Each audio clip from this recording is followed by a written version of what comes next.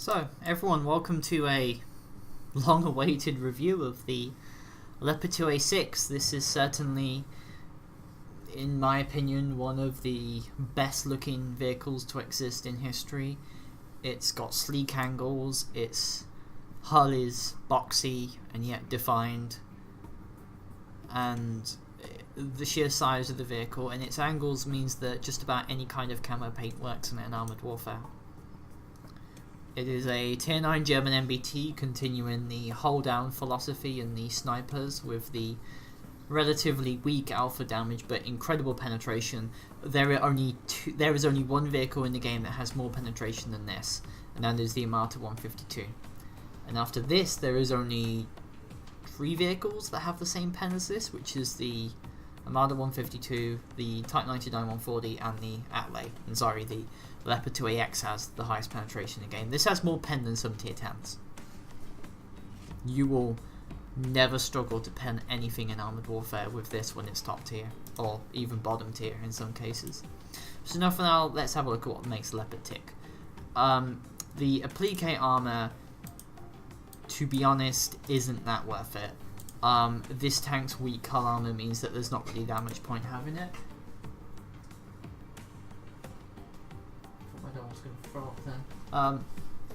Of course, you also get an active protection system which will shoot down missiles for you, but you do not get a soft kill. You get some smoke grenades as well, but the best thing for the Leopard is the gun line as per usual. You get your improved gun stabilization, you get your heat rounds, which is a pretty okay 800 pen. It will allow you to go through the side armor of quite a few MBTs, and it also means that AFEs won't be a problem for you, and they do a pretty decent amount of damage, but it is these AP rounds that are amazing. 531 to 649, pretty okay, but the penetration of 850, as said before, is amazing, and you also get your improved loading mechanism, and the starting shells in the game you get are 800 pen, which is standard tier 10 pen. You literally start off with the fully upgraded penetration of an XM103, a Merkava 4M, a Type 99, all of those things. You also get an engine, some improved tracks. I did battle hard in this tank, and of course a universal retrofit slot. Kind of do that at the end, and then you'll probably want to go for the applique armor and then the APS. This is a pretty fun tank, but it does have its issues, and we're going to see why. So let's take off all of these standard MBTs in the same tier. M1A2, Merkava,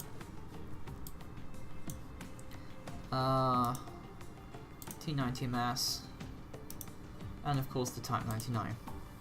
Can you see the problem that this tank has? First of all, it has the second weakest alpha damage here, with the Merkava 4M having at 518, but the Merkava 4M has a ready rack. It has the highest penetration across the tier, which is good, but its DPM is absolutely awful, only falling behind the Challenger 2, and the Challenger 2 does 40 more alpha damage. Its reload time is also very slow as well, being behind the M1A2C, with the T90MS having the highest there. Its hit points is relatively okay, but it has the second weakest hull armor here behind the T90MS. Turret front is pretty okay. I don't think I've ever seen one of these turret fronts be panned, but you can see the issues it has here, and it has the standard NATO cannon depression with the Challenger 2 and the Abrams. Maximum deviation is pretty decent as well, but the aim time is relatively sluggish, but then again, 2-second aim time is pretty okay in AW, and at least the turret reverse is actually pretty decent. And this is where we fall to one of the major drawback of the Leopard is in fact its gun. It has incredible penetration, but the tank cannot push.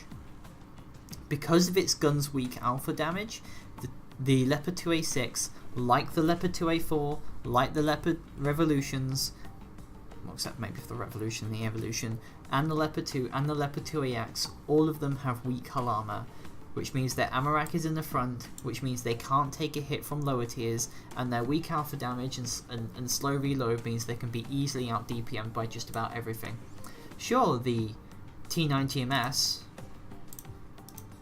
and the Oplot have weaker hull armor, but their DPM and damage is through the roof.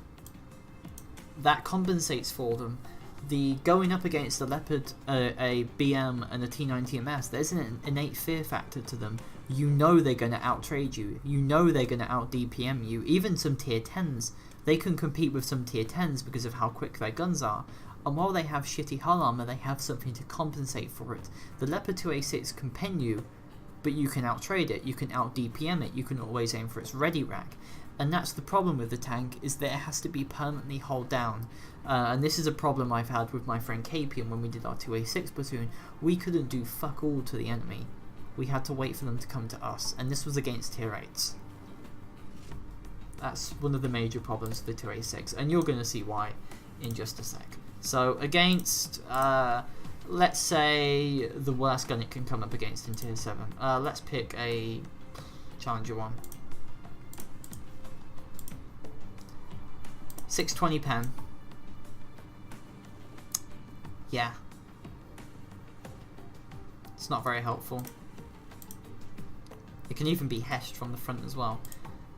And while you can't exactly really pen the turret there, as you can see, it's actually quite small.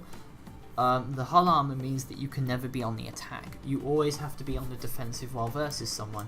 And even worse is the vehicle's incredibly weak side armor. As you can see there, 127, 137, 90 on the turret. The ammo rack is there, and while this is a blowout panel, that ammo rack on the bottom, that cannon will explode. So for instance, against a standard tier 9 gun, let's pick the Challenger 2. 718 pen, you can go straight through the front there. And the thing is, and due to this thing's beak armor, the higher you go up versus this, the more you can go through the ammo rack. And this means is that on more high penetration MBTs, such as the T90MS, once they get above you, they can go straight through the ammo rack. And even then, it's not great. So if you get permatracked in the Leopard 2AX, they can and will go through your front sprocket and through your ammo rack. And while this tank is an absolute beast hull down, I mean, if one of these gets hull down at you, you're going to have to charge it head on. Ultimately, if you can dig one of these out, it's virtually defenseless, which means in the end, there's only one commander to take, and that is Cortez, simply because Cortez's 100% chance of dealing max damage means that you will always deal 649 damage to your enemy. That's it. There's no other commander you can take with this if you have Cortez. If you don't have Cortez, then the options can get a little bit screwy. For instance, you can tank pretty well with, say, Philip. And of course, if you're... Give me a sec. With Philip's skills allowing you to tank quite a bit, you know, better repair speed and everything. And you also get some ammo rack hit points as well. Even then, it's not enough that you're still going to have to take the ammo rack retrofit. You could also take, I guess, Rachel if you desperately wanted that reload, but that revolves around you getting within close combat. And even then, you still won't be able to out-damage a T90MS or a Notplot or an Abrams, and the Merkava will still kill you. So there's either Philip or Rachel if you really don't have Cortez, but apart from that, the commander choice for the Leopard is actually quite bad. Crew skills wise, it's the standard. I always go for off-road driving and field repair simply for the tracks. Gunner wise, you could go with quick draw and sharpshooter, or maybe preventive maintenance. And loader wise, rate of fire 2.5% increase is basically nothing, so I would advise going for secured ammunition and vehicle expertise, simply so you never get caught out. Apart from that, generally speaking, this vehicle is fast enough to not need improved fielder systems. So you could end up going with improved gun breach. I think advanced MRS is probably going to help as well. It gets your aiming circle smaller anyway. And of course reinforced ammo rack, and at the end of it a Pioneer toolkit, which, why do I not have you on for? 750,000 credits. That is, for me, the optimal retrofit wise for the Leopard, and of course the usual surplus spare parts for first aid cabinet and improved fire extinguisher. Well, however, this does mean, and an interesting question is, you will actually have pretty quick reload time, repair time on a Leopard. For instance, for your tracks, you get 25% with the driver, 35% with your loader, 45% with your surplus part crates, and 80% with your improved Pioneer toolkit. And even then, you're still going to have a 55% improved speed to just about everything, really. And hopefully, with the secured ammunition and everything, you won't be able to pop off as much. And of course, a improved fire extinguisher is literally mandatory on Leopards. You will get hit in the lower plate a lot. You will get ammo racked a lot. You're going to have to play this thing very conservatively. And one of the good parts I've actually like about the Leopard is the camo. I don't know, it seems to go with everything, really. Anyway, let's have a look at some games. And to be honest, despite my reservations, I did have some fun games in this thing. Let's have a look. And the game begins. Now, to be honest, one of the first things you want to do in the Leopard, unlike many MBTs, is to see where everybody's going. Of course, if you get into a hold down position, you can be the first there. This does have a very good top speed. It's quite nimble and agile. It's got a 1650 horsepower engine tucked into the back of this motherfucker, so this thing can and will push pretty damn well. And as you're going to see here, I do actually reach a pretty ridiculous top speed going downhill. Like, I hit 81. It flies. My thinking on this map was, okay, well, at least some people are going here, but I'm probably one of the fastest MBTs here, if not one of the fastest vehicles in the game. Well, in this game, since there's only some wheeled vehicles running around. So I was thinking to myself, okay, well, if I can push up to this part of the map, there's a hold down position I can get behind. And if I get behind there, the only way the enemy can dig me out is if they push, which, if you know players in PvP games, they don't like taking hits. So they either have to push me, and then I'll be able to simply shoot at them all day. Now, while we're doing this, a good threat modifier to look at the game is also a thing as well. So, for instance, those T90MSs and the Centauro will hurt me the most, but also the Weasel Heart and that 105. Do you remember I was telling you about this penetration? I don't even need to aim. I can... That M1A1 Abrams is literally green all over. As you can see here, it's just green. I can go straight through the turret on tier 7s, tier 8s, some tier 9s, such as the T90MS when you blow off its ERA. So at least that's a good thing with the Leopard, is that in some cases you don't need to aim, you just need to pull the trigger and the shot will pen them. Now, as I was saying with the threat modifier, the worst enemies to face you are enemies that can deal damage to you quickly, the ones that are not afraid of you if they get in your face. So this can be tanks like the Stingray 2. Because you deal so little damage with your gun, they can basically ready rack you. This of course also goes to Merkavas as well, but you should be agile and nimble enough to get away from Merkavas. And so this also means that tanks that you wouldn't normally be afraid of, such as the VT4, its 6-second reload suddenly become a major threat to you. Now, as you can see here, I'm literally using the hill all the time. I always want to be mindful of the fact that my side armor is actually pretty painful. And hilariously enough, this, frontally speaking, is actually the strongest Leopard in the game. I don't know how. The Leopard 2AX received some weird changes. It has like 76 millimeters of lower hull armor. So as you can see here, the other thing for me to do is I'm going to be skirting around the edges on this part of the map anyway. Once again, that Merc is AFK, and even with a full spec crew for reload, I still have a 7.69 second reload time. And while that will be okay, the alpha damage means that that's really not good enough, and the only way to get a buffed reload is to either continue spamming the repair kit with Cortez, which will give you a ridiculous 15% to crew stats, or you want to use Rachel, in which case, hey, you're going to have to, you know, get within the enemy close. T90 mass over there. Of course, thankfully I'm going to be on, so the best part for me here was that I came over here, so I have a hold down position, they can't touch me. Instead, if I was over there like the T90, I would have to point my turret to shoot him, and of course those guys over there would be able to hit me in the Amaraki bit at the end of this turret.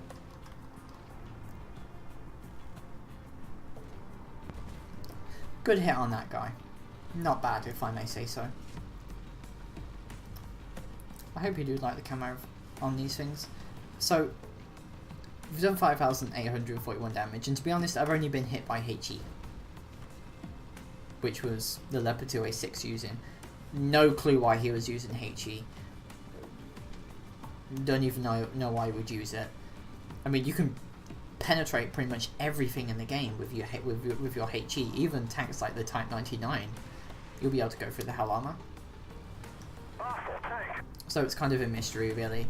So shoot at the T90MS first. He's a tier 9, and you can actually bait people into shooting your turret. Simply because people are so used to facing a Leopard 2A6 when it's not hold down. Usually they'll take a shot at you anyway. So in this case, bouncy, bouncy, bounce. No idea why he was doing that. And for this part of the game, it was pretty much over, to be honest. But still, I did end up doing 6,490 damage, which is pretty decent. As you can see there, the tank was fast enough to be there at the front, which is okay. If this was slow, it would actually be a nightmare to use, but thankfully it carries on. The Leopards have been really fast. I have no idea what its horsepower per ton is in real life, but I'm pretty sure it's around 30, so the thing can and will shift.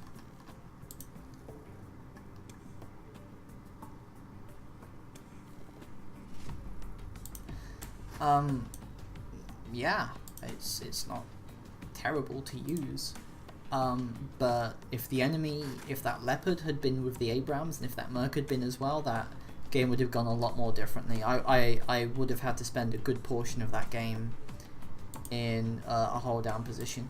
So 7,402 damage done here. As you can see, they're using Cortez, 650 done to them, a couple to that warrior and everything, and I did end up doing quite a nice bit of damage to them.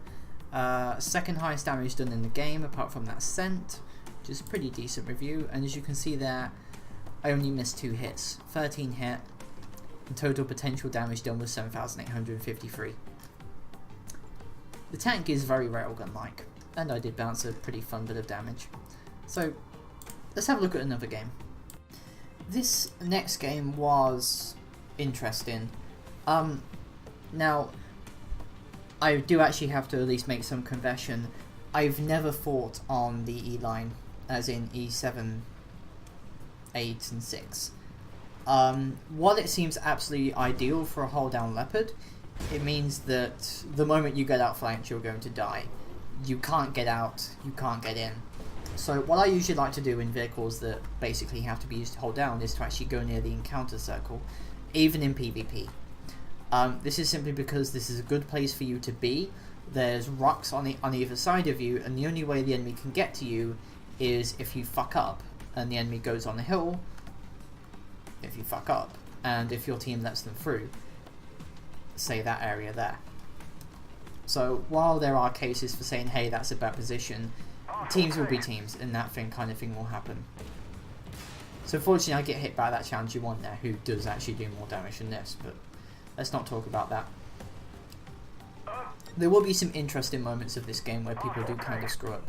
Now, one of the vehicles to avoid is actually going to be a WP Anders when it's hold down. Having an unmanned turret means that it can basically kill you. But the thing to use with, the hilarious thing with some players in game is that they so for instance, as you can see here, I can actually have a yellow green marker on this T90, and this T90 I can actually go through his turret armor, which is a good thing to note. However, in this case, tracking him is going to be the best measure, but unfortunately, as you can see here with the alpha and everything, if I had just a little bit more alpha on this tank, that T90 would be dead. Unfortunately, it's a thing that happens. If this thing could do maybe up to 700 damage or something, in fact, if it had the same alpha as an Abrams, and the Abrams had faster reload but having worse penetration, that'd be okay. Can't really fault the Abrams' damage, to be honest. It's everything else about the tank that sucks. Although, fortunately, due to the awesome penetration on these things and the ability to go hold down, the Leopards are actually in a better position than the Abrams tanks are, with only the XM1A3 being particularly useful. And I have no idea why that Leopard 2A, why that Anders did that. Not the smartest tool in the shed, unfortunately. So for now, with my flank secured from everybody, we can actually start pushing up. Obviously, one of the places to go for me is actually going to be up here. Simply because I can go hold down on this spot. I can hide my hull armor. And I can scoot in and out. If they spot me, I can smoke up, rush down there before the smoke clears. So it's always important to have at least some kind of exit strategy when using the Leopard 2A6. Be mindful that that hold down position might be great and all, but if you get cornered, or if somebody starts pushing up at you, you need to at least have that planned in mind. So my plan, as I said before, scoot down there. Now, at this point in life, I have no idea what this Merc was doing, or even if he was down there. Now, unfortunately, that round did shatter, but that was my fault. I was too used in this game at this point to basically, you know, do that. And actually, another commander I forgot to mention was Victor, who can let you ammo rack people in one hit. For instance, if I was using Victor, I probably would have been able to ammo rack that guy. This VBR wasn't the smartest in the world. The physics in there is real, and I actually want you to pay attention. How many other tier 9s do you think will be able to do this against this Type 99 coming up? Okay, I'm going to aim at the hull armor. No penetration ERA, that's okay. That actually went through the front hull, not the lower plate. However, if you do blow off the ERA of the Type 99, you will actually be able to start going through the front armor as well. So, exit strategy here again. If I was going to lose versus that Type 99, I would instead go there. He does somehow manage to bounce. The Leopard 2A6 can have auto bounce angles, it's just difficult and I wouldn't recommend doing it. But as you can see here, I'm going through this guy's lower plate all the time. I can go through his mudguards, and for some reason this guy is just, I don't know. He could have very much been able to go through me, and I'm just going to punch through his turret there. But important lesson of the Leopard is that unlike some MBTs on the same tier, you don't need to be afraid of facing Type 99s, as you can go for the lower plate, unlike say a 90MS or an Abrams or a Merkava, which is still a pretty decent thing to do. So I've done 7,545 damage to this game. This thing's reload time was enough to beat that T90's repair speed, but if they do have that repair thing, as I mentioned, you know, the 80% hull track, then you won't be able to perma-track them. When it comes to that, the only vehicles in Tier 9 that's an MBT that would be able to actually compete with that kind of track reload time is going to be the Merkava and the Oplot BM. I'm not even sure if the T90MS will be able to do so. The thing is, I like the Leopard 2A6. It's probably my favourite Leopard in the game. I like it more than the Revo, I like it more than the 2A6, I like it more than the 2A4. I've had an incredible blast playing this tank, and to be honest, while I did have some bad games in it, that was my fault. And when I went to the tried and trusted strategy of being hold down, it never really let me down. The penetration is great, the turret armor is great, and to be honest, all this thing really needs is a buff to the lower hull armor, maybe a little bit buff to this bit here, and an alpha buff. And if it gets an alpha buff, you'll be able to start using commanders other than Cortez on the tank. For instance, the Abrams, so this does 531 to 649. The Abrams does the same.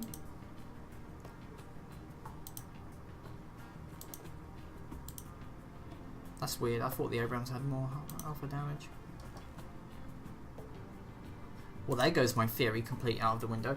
But if, say, the Leopard either had a alpha buff or a reload buff, something like the M1A2s, or maybe, let's say 600 damage or something, and obviously give the Abrams a bit of a buff as well, then you wouldn't be able to use Cortez anymore.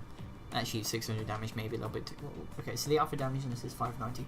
I'd say damage of roughly about 620 or something. This will allow the tank to be able to basically start killing tanks. As you can see there, that Type 90 was able to run away from me. The Type 99 took a while to die, and I would have killed that VBL in grey. Even a small alpha buff like that would help the Leopard immensely, and this is true for all the Leopards in the game except for perhaps the Leopard 2AV and the Leopard 2AX, which has problems other than its gun. Well, it doesn't have any problems with its gun at all, its gun is amazing, but you see my point. And then lastly, I'd also like to see the side turret armor of MBTs get buffed as well. This is a kind of a problem with them. As you can see here, the Leopard 2AX has 95mm. The Challenger 2 has 89mm. The Abrams has 542, but even then it's that not much. And to be honest, even giving them roughly the same armor as the Abrams have, will allow them to not get penetrated all the time the moment they turn their turret. For instance, with the Leopard, let's see from here. Let's use, say, a tier 4 MBT. Actually, let's use the Leopard 1.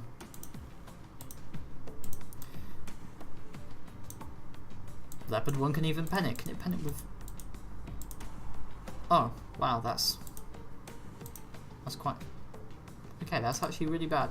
But if we're going for the turret armor... Yeah, that's not exactly the greatest angle in the world, is it? So you can see my point with this thing. The main issues the Leopard, to conclude, is the fact that its gun doesn't have enough alpha damage, or its reload time is too slow. Its lower hull armor is incredibly weak to the point where you can't push tier 8s because they can pen you automatically. They don't even need to aim. Its side armor, especially its side turret armor, is garbage. I'm not so sure about the side armor here. And of course the fact its lower ammo rack is actually located right next to the front sprocket, meaning if you get permatracked, you can get ammo racked. In which case, good luck not getting set on fire, because that fire extinguisher, there's a cooldown to it. I really like this tank, but I do think it should be buffed. For now guys, thanks for watching. I imagine Capian is going to have some glee with those games. He does quite like good games in the Leopard 2A6. And thank you to Capian for actually introducing me to it. I really enjoyed this tank. So for now everyone, take care out there. As usual, like and subscribe, click that bell icon. The next review to put out is the Merkava 2D, and then after that it will be a choice of tier 10s, which I believe will be the Sphinx, the Type 90 140, the T90, the T14 152, and I think the Merkava 4M. So we've got all that to come in the next 2 weeks after the Merkava 2D review. So next Sunday is when the next tier 10 review will be out, and you'll be able to vote in the poll below to see which one of those comes first. As always, like and subscribe. We are up to, as of this moment, a combined Twitch and YouTube subscription of...